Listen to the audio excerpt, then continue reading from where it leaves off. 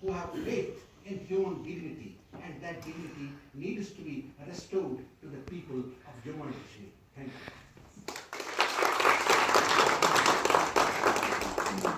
Thank you.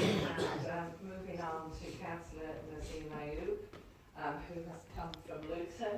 And for those of us in Watford, we know that Luton are the enemy when it comes to football. But Naseem, I hope tonight we are united on this issue. You're very, very welcome, and we look forward to hearing what you've got to say. Thank you very much. I'd like to thank you, Baroness Dorothy Thornhill, Brother Shiraz, Lord Qurban from Luton, my homie, Mr. Hina Malik, Miss Hina Malik, and Liz Shah Saab, Lizzie Shalsab, and Sabri Gulsab. Thank you very much for the distinguished panel and everybody here. Assalamu alaikum and good evening. I'm elected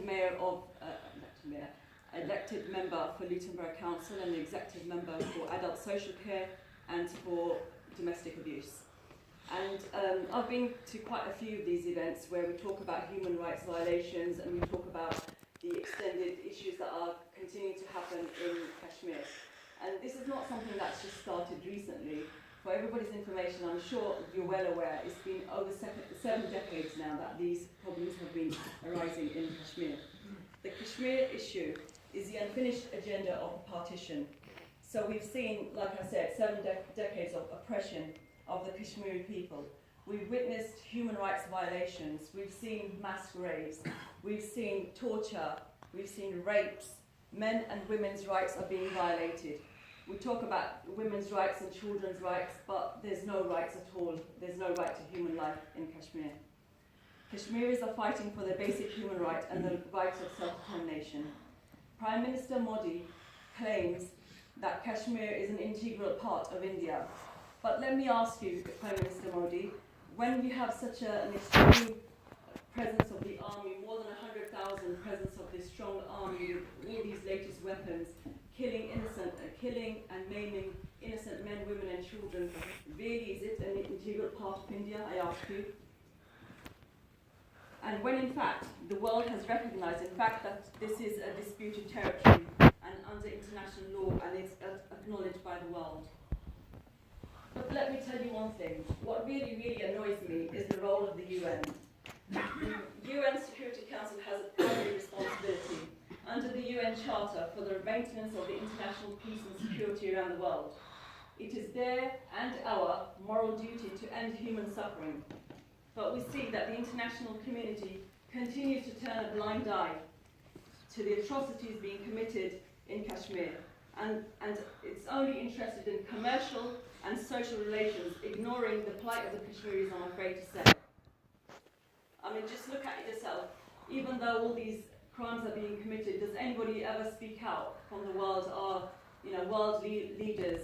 We've got Donald Trump now. God forbid, what he's got planned for the Kashmiris. An entire generation has grown up in the most militarized regions of the world. Think of the impact, the psychological, the physical impact on the children that are born today and of yesterday. If you look at us here in this country, we're so privileged to be here. When a child is born, the first thing we think about is the child is not even born and we're thinking about what nurseries we're going to be sending our child to. Then we look at this, primary education, the secondary education, higher education, further education. In Kashmir, those children have a right to live, but they're living under the shadow of bullets and weapons of mass destruction there in Kashmir.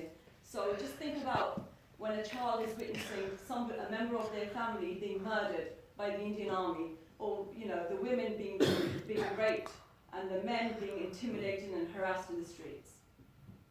Thank you. And can I just carry on? Is it I'm in charge. Yeah. Carry on. Thank you very much. Oppressive laws are made to stamp out the struggle for the freedom.